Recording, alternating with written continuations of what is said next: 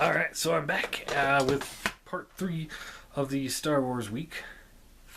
And we're going to be doing Revenge of the Sith. What people say was the strongest of the prequel trilogy. In a way it is, in a way it's not. I have some problems with this movie too. Oh my god. Okay. So, again, spoilers ahead, and again, I know I'm a Transformer guy, and I'm doing Star Wars movies. I thought it'd be fun to change the pace. Deal with it. So, Revenge of the Sith takes place, some odd years after the Clone Wars, or during the Clone Wars. It's the tail end of the Clone Wars, which really bugs the shit out of me. You get the first movie that is like the prequel to the Clone Wars, and you get the second movie, which is the beginning of the Clone Wars, and you get the third movie, which is the end of the Clone Wars. And yes, I know there was a Clone War TV show, but quite frankly, I would have really, really loved to have seen the Clone Wars instead of these movies. If they would have made the first movie Attack of the Clones, and then the second movie, The Clone Wars, and then the third one, Revenge of the Sith, now we're talking. You could have put Darth Maul in there instead of Dooku. Done the whole scenario at the end of the first movie, at the end of the second movie, and have some other Jedi die. Maybe a friend of Obi-Wan Kenobi's, maybe his mentor, like Qui-Gon, but after Qui-Gon's already finished training him, and now Obi-Wan's training Anakin. That would have been cool. Or maybe have had Qui-Gon training Anakin at the beginning of the movie, and then he gets killed at the beginning of the trilogy, and Obi-Wan, who was the previous trainee of Qui-Gon's like, oh, now I will finish Anakin's training. Instead we get pod racing.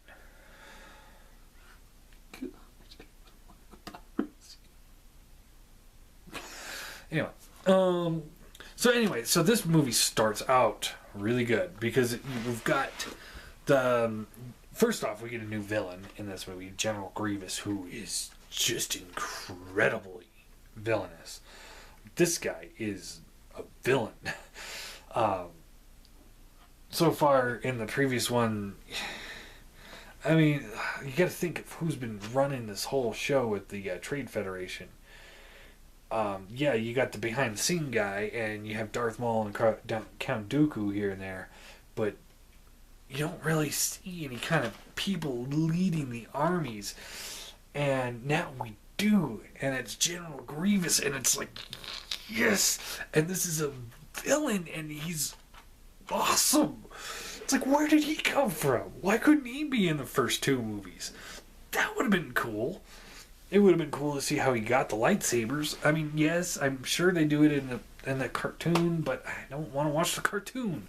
I'm invested in the movies, not the cartoon.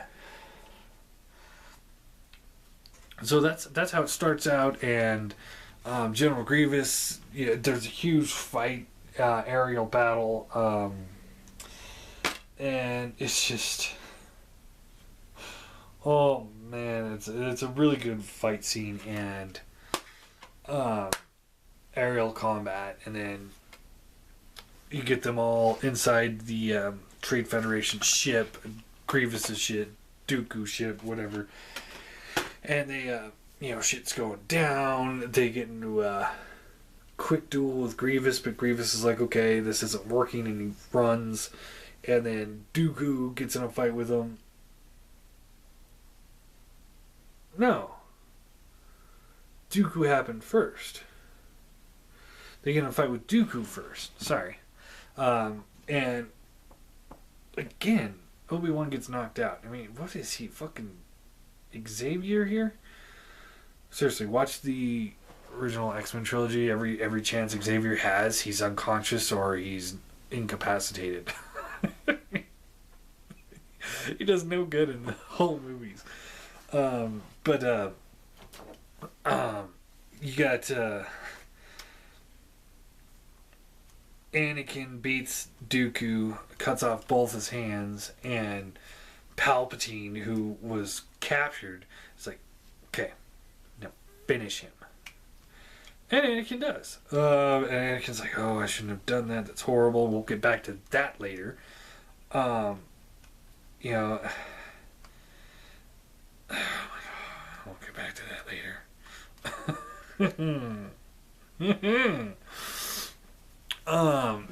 And yeah, they save Palpatine. Then they get attacked by Grievous. They defeat Grievous. Grievous escapes, and that's pretty much the end of that battle. Then they go back to the home world. I can't remember the planet's name. Pretty much Cybertron, because of how much technology is sitting on that planet at this point. So they go back there. You know, they're celebrating. Yay! You know, we defeated him. You know, they really tried, and you know, we get into some more politics. Third movie in, we're still talking politics.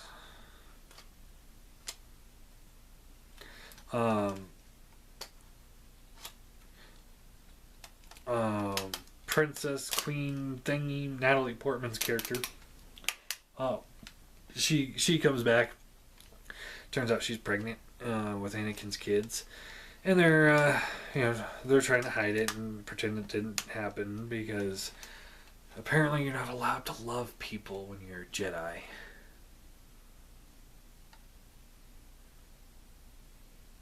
So many things wrong with that.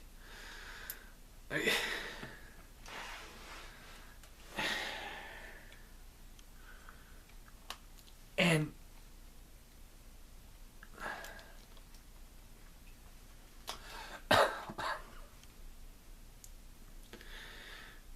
seriously, I'm gonna go off on a tangent here about the Jedi and the Sith. Okay, first off, you've got dozens and dozens of Jedi and the Jedi Council. That's right there. Right next to the Senate. You got Palpatine, who's Supreme Chancellor, who was awarded emergency power. And yet, none of these Jedi can sense he's a Sith.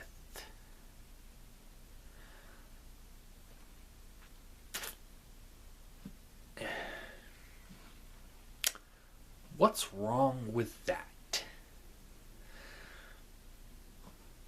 I mean, okay, we'll forgive it for the whole point of, maybe he has the ability to block his Sith signal from going out.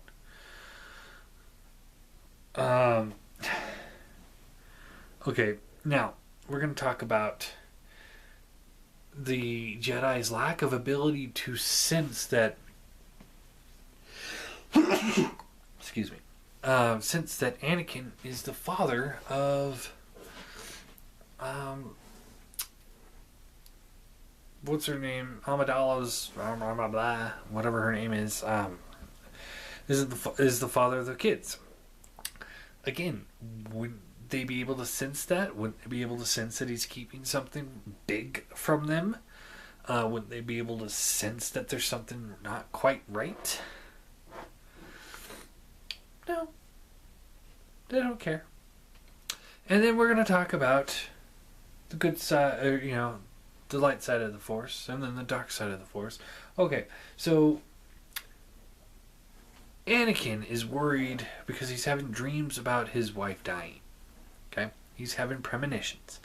So he goes to his council.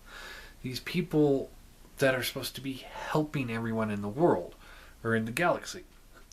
And he tells Yoda about this, and Yoda says, rejoice in their death because they will become one with the Force. What?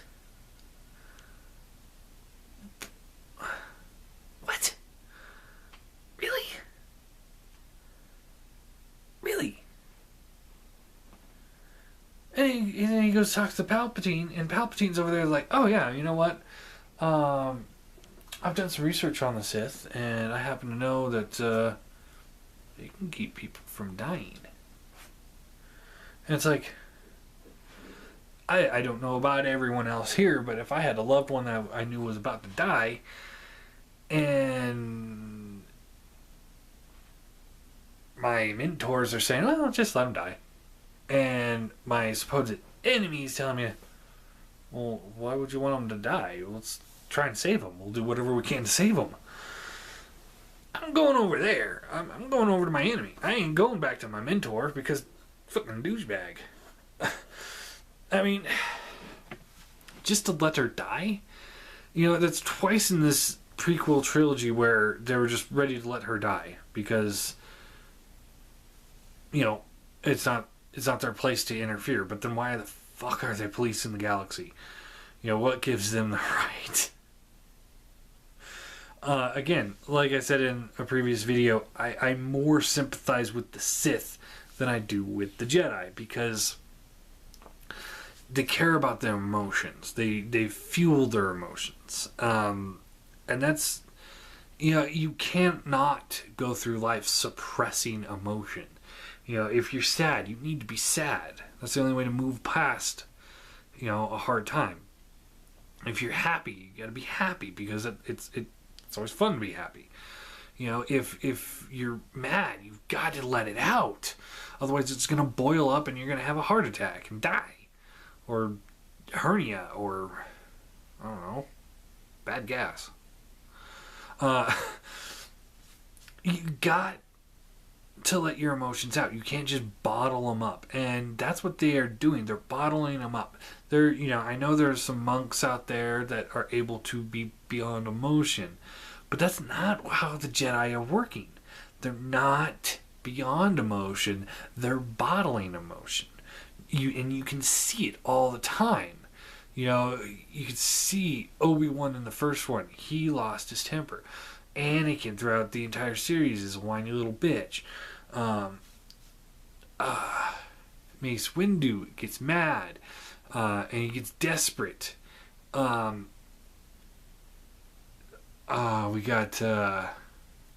Yoda, who gets depressed and sad.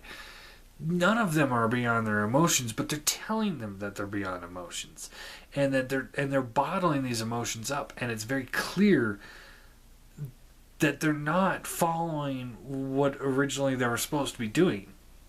They're just trying to hide it, and that's really bad for your health. So I sympathize with the Sith for that. I also sympathize, like I said, you know, letting your loved ones die? That's just ridiculous. Or taking the kids when they're so young that they don't remember their parents. What kind of childhood is that? You're being raised by... I mean, seriously, what is the deal with these people? And all they do is sit around and police the world, the whole galaxy, thinking that they're better than everybody else because they are Jedi and they are trained to be better. Okay? Throughout the Clone Wars, yes, don't get me wrong, Palpatine set everything into motion. But at the time, they didn't know that. But they were still prepared to go physically remove him from power because he's been in power too long. Even though the general vote was to keep him in power. Everybody wanted him in power. Except the Jedi. So what made them right to go try and remove him from power? Why are they able to make that decision and the people aren't? What gives them that right? Yes, Palpatine set everything into motion, but what, honestly, did he ever really do wrong? Yes, he ensued a war. A gigantic war that raged across the galaxy where 90% of casualties are robots and clones. Think about that. He didn't set in motion millions of people dying. he set in motion disposable troops, just like, in Transformers, Viacons. They die by the thousands. Imagine a bunch of Viacons fighting a bunch of Terminators. That's what you get. Just a bunch of things that mean nothing. Test tube, creations, built to fight and die. And robots built to fight and die. That's the entire purpose of these things. And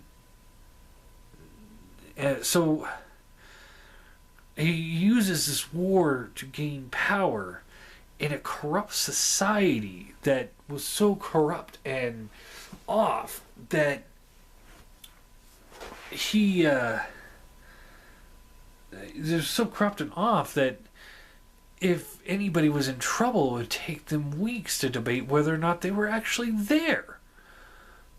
It was like in the Two Towers, Treebeard, how long it takes them to say hello, and they decided that the hobbits were not orcs.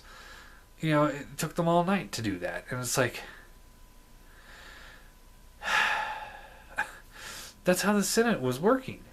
It took them weeks to decide, okay, so there is something going on. Now we need to talk about how to deal with it. It was a system that was not working. Palpatine realized it wasn't working. He got into power and he made his system work. If there was a problem in their galaxy, he would be able to snap his fingers and have his clone troopers there in days, depending on how hours or days, depending on how far away it is, and he would have them there to resolve the problem immediately. Where is that a bad thing? Anyway, back to the movie. So we get drama, talk.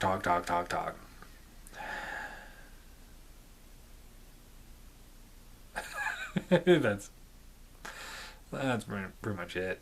Obi-Wan Kenobi does fight General Grievous. Another awesome battle. I loved Grievous. He's got 4 arms. He's got lightsabers spinning everywhere, and you're like, holy shit, this guy means business. But he's not Jedi.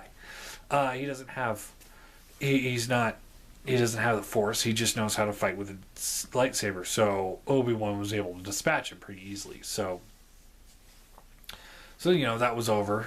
And then during that, Anakin figures out that Palpatine's the Sith Lord, and he goes tells the council. The council is like, okay, we gotta go arrest him. Well, they go in there and they got swords blazing, and whole thing turns into a butchery. Palpatine easily kills pretty much everybody, but Samuel L. Jackson's character, I can't remember it at the top of my head. So they get into a fight, and I'm sure Palpatine could have killed him at any time, but he wanted Anakin to see something. And what that something was that they're going to kill Palpatine. And so Palpatine's defenseless. He's weakened. He's beaten. And he's about to get killed. Same thing that happened at the beginning of the movie with Anakin and Dooku. The Jedi taught Anakin that it's so wrong to do something like that. Unless they are doing it. He did it because they weren't around. And they probably would have said, hey, don't do that. But if they're doing it, and they made that call, then it's okay. See, there's one of my problems with the Jedi. They're hypocritical with things like that. So they're ready to kill him, and Anakin's like, no, I need him alive. He might be able to help me. So he stops him from killing Palpatine. Palpatine uses lightning and shoots him out the window, and he's dead. And rather than Anakin like, okay, you know what, that you went too far, I was just trying to get you guys to stop fighting, he instantly kneels before him. And Then things take a turn for the worse in this movie.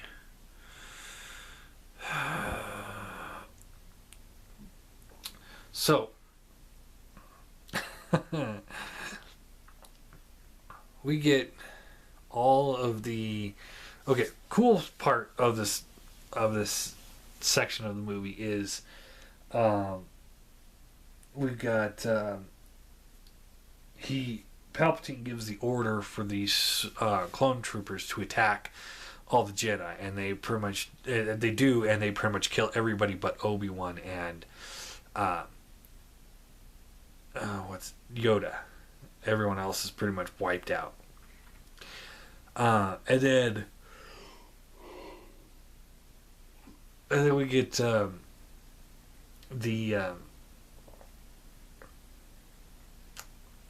stupid part of the scene where Anakin's kneeling and Palpatine tells Anakin, "Okay, I have a mission for you," and it's like, okay, he just started turning to the dark side. You can't give him a mission to go kill a bunch of children.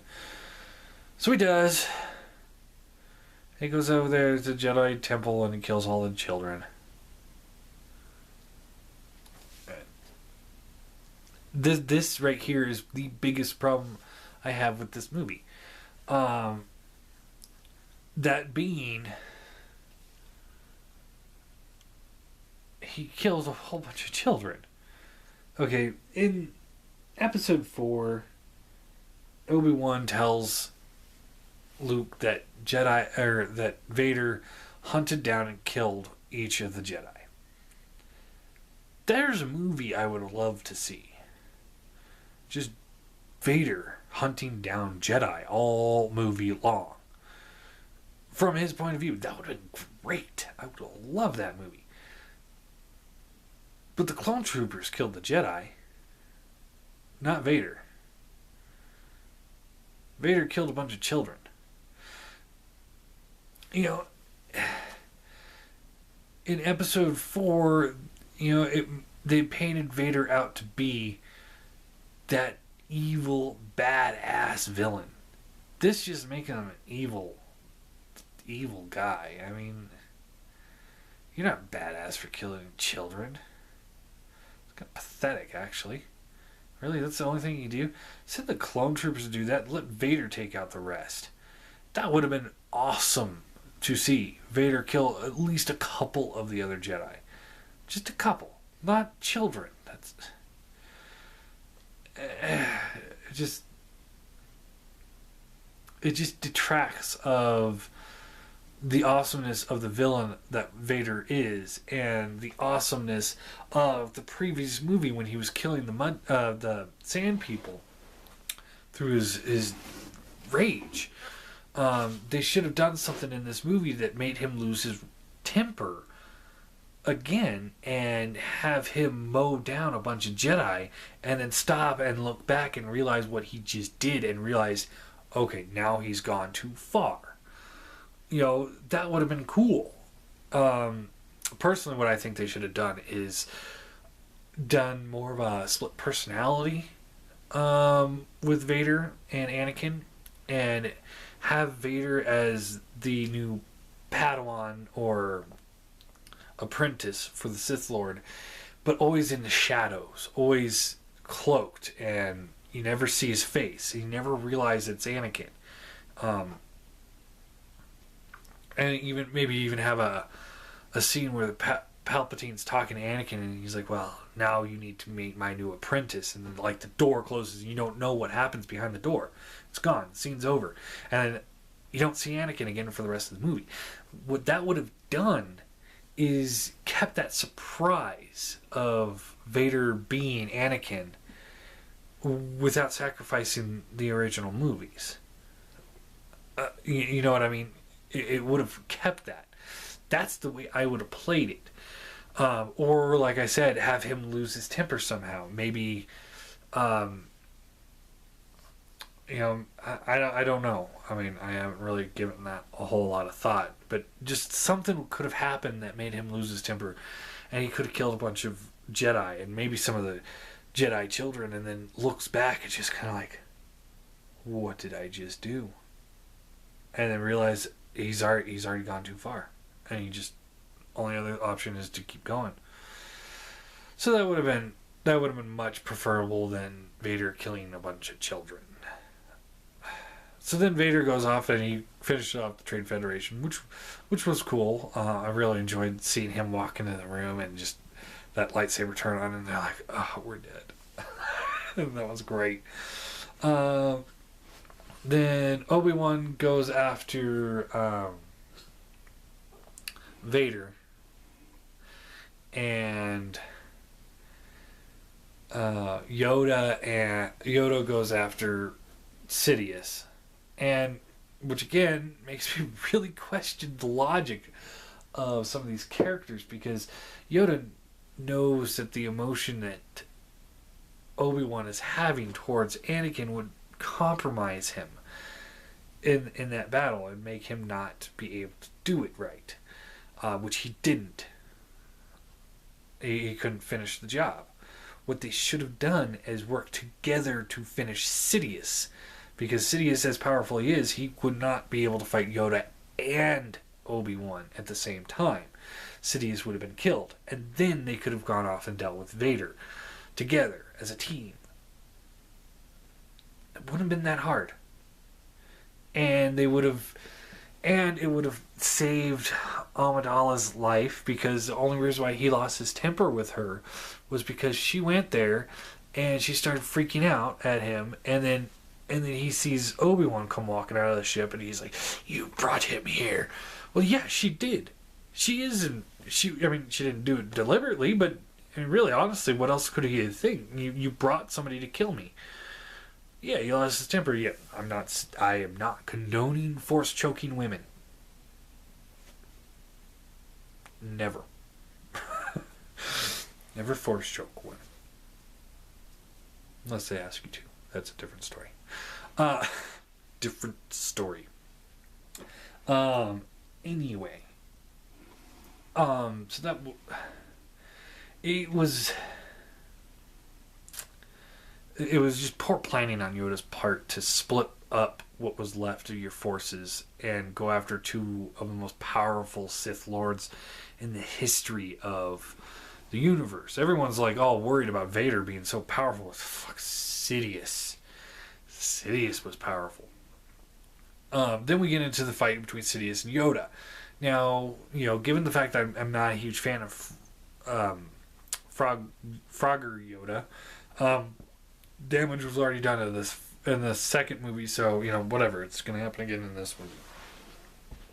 But this time you get to see him get his ass handed to him by Sidious, because Sidious is a badass, and you realize that he really has had everything in the palm of his hand since day one. He owns the Senate. He owns everything. And he just comes unglued, and he kicks the shit out of Yoda. It was a great fight. I really enjoyed it, and it was just because you don't get to see Sidious really cut loose in the original trilogy. So as I said, this trilogy was more for Sidious than it was for Vader or any other character. So seeing him finally be able to just cut loose at the end of the trilogy was exactly what I needed to get my adrenaline pumping back in this movie. Then you get the exchange between Obi-Wan and Vader. A couple more things that happen in that exchange that make me question the Jedi. Yeah, one of the most memorable lines from that movie was when Obi-Wan has gone there to fight and kill Vader. It's already been decided. That's his mission.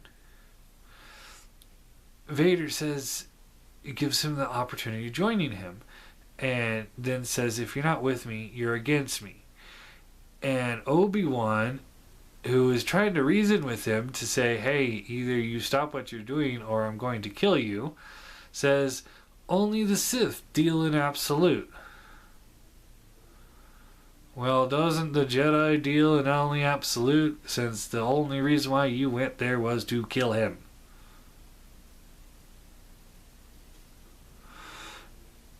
See my problem here?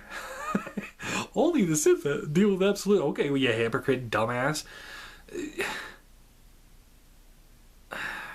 And then they fight in the lava field. Yeah, it was a cool fight scene, and it was enjoyable, but it went on a little too long, honestly. And the worst part is the whole fight scene. Anakin is whining. He's such an emo little bitch. And it's just like, why did you have to rape one of the greatest villains in the history of cinematography? One of the most iconic villains, anyway. And he's just a little whiny little bitch. I know I'm being a whiny little bitch in this video, but come on, Lucas. This was bad. I hate you. I hate you all. What the fuck? See, rather than going down that road, they really should have focused it on him losing his temper and embracing hate. And being just that kind of a badass. And just that rage that people get that makes them lose control. That would have been great. I would have loved that. Or like I said, the other option would have been keep him in the shadows as Vader, and then it would have been cool to have a fight between Obi-Wan and Darth Vader, and Obi-Wan's over there talking to him, and Vader's not responding. Just silence. The entire conversation. No, not one word. And Obi-Wan is trying to talk to him. Trying to figure out what his plans are. Trying to figure out all this stuff. And not one word was spoken. That would have been awesome.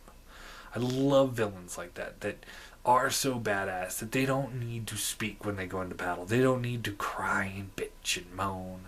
Or try and talk shit. Some villains can pull that off, some villains can't. And that would have been great to see this particular villain not say anything. And then at the end get defeated and Obi-Wan leaves him there because he thought he was dead. Which then brings me back to why I sympathize more with the Sith. Here is Sidious on another world and he stops what he was doing and he's like, Vader's in trouble. We need to go help him. Okay. Why didn't the Jedi sense all the children getting killed? Because I'm sure that took a while to find all of them and kill every single one. I'm pretty sure that would have taken them a couple hours to do. So no Jedi could have run back there real quick. Just saying. I'm just saying. It's like they didn't care that their people were dying. And Palpatine, he's like, oh, we gotta go help Vader. I mean, seriously, he didn't have to. The battle's over. He won. He was already the Emperor and he has control over everything. He didn't have to go after Vader at all. But he did because he cared about him. And you just don't get the same kind of care out of the Jedi. I mean, seriously, if Obi-Wan cared about Anakin, he wouldn't have left him there in a pile of burning ashes. He would have at least finished him off. Or something. Anyway, so the very end of the movie, Amidala, whatever, she dies giving birth to Luke and Leia. And they get adopted right away and hidden off into the world. R2-D2 goes with Leia. C-3PO goes with Leia, but they have to wipe his mind, no one else's, which was stupid because they shoehorned him into the first movie, and now they have to find a shoehorn way to explain why he doesn't know who Vader is or any of the Skywalkers. Stupid. Just stupid. And then, of course, at the end, you get the building of Vader and the thing. Oh, God. Okay, so all in all, this movie, I have problems with it, but it was an enjoyable movie from start to finish because it had action in it. And while I don't agree with some of the directorial takes and the writing of it, it still was a good story. It was still fun to watch and enjoyable. So all in all, I'm going to give Revenge of the Sith a 7 out of 10. I still say it's the highest rating of the original trilogy, or the prequel trilogy. It's not an underrated movie by any means, because everyone says it is the best out of it, and it really is, but 7 out of 10 I think is a very fair score. So yeah. What were your guys' thoughts on the second prequel movie, Revenge of the Sith? Comment below, let me know. And tomorrow we get to talk about this one. Now we're talking. We're going to have some fun with the next 3 videos. We've made it this far. We've got to keep going.